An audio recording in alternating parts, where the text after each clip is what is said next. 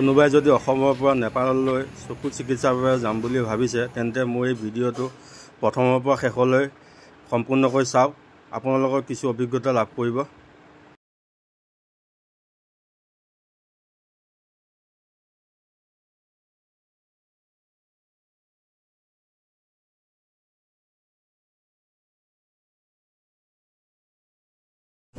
কামাখ্যা ষ্টেচনৰ পৰা যাত্ৰা আৰম্ভ কৰিলোঁ NJPলৈ। আপোনালোকে হয়তো জাগিৰোড ষ্টেচন বা গুৱাহাটী ষ্টেচনৰ পৰা যাব পাৰে NJPলৈ। NJP ষ্টেচনত নামিয়ে ষ্টেচনৰ লগতে 100 মিটাৰমান দূৰত লজ আৰু হোটেলবোৰ পাব। অতি কম দামত 300-400 টকাৰ পৰা ষ্টাৰ্টিং হ'ব। মই এড্ৰেছবোৰ ইয়াত দি দিছোঁ। ৰামনগৰ কলনী।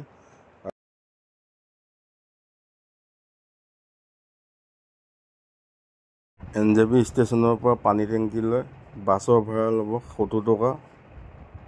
যদি পানী টেংকিলৈ গাড়ী পোৱা নাযায় ষ্টেচনৰ লগৰ হোটেল বা লজত আপোনালোকে ৰাতি থাকি দিব। পিছৰ দিনাখন পানী টেংকিলৈ ওলাই যাব। যদি ফ্লাইটত আহে ফ্লাইটৰ পৰা নামিয়ে আপোনালোকে পানী টেংকিলৈ যাব। পানী টেংকিত বাছৰ পৰা নমাৰ লগতে টুমটুমবোৰে আহি 10 টকা 20 টকা ভাড়া লৈ নেপাল বৰ্ডাৰলৈ লৈ যাব।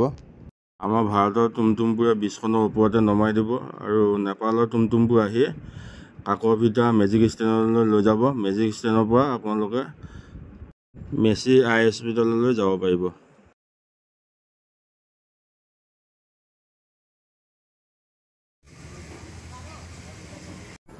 হস্পিটেলখনৰ ফ্ৰণ্টতে মই হোটেল গেটৱে গেষ্ট হাউচত আছিলোঁ। একে কম খৰচত 300 বা 400 টকাৰ পৰা ষ্টাৰ্টিং হয়। আপোনালোকে আহিলে চাই ল'ব।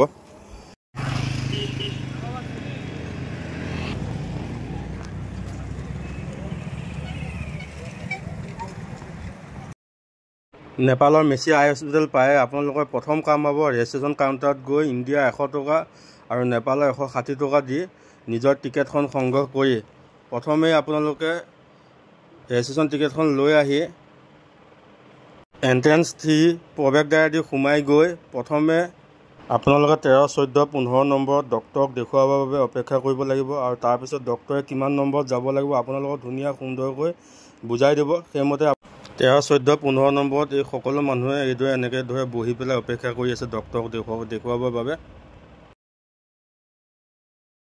হস্পিটেলখনৰ পৰিৱেশ ইমান সুন্দৰ আছিল যে কিমান পৰিষ্কাৰ পৰিচ্ছন্নতা কৰি ৰাখিছে। সঁচাকৈ আমি মোহিত হৈছিলোঁ। ৰাতিও দুইজনে একেলগে আহিছে। ৰাতিও মাকক লৈ আহিছিলোঁ আমি। খোজকাঢ়ি তেওঁ অলপ মৰ্ণিং ৱাক কৰিছে।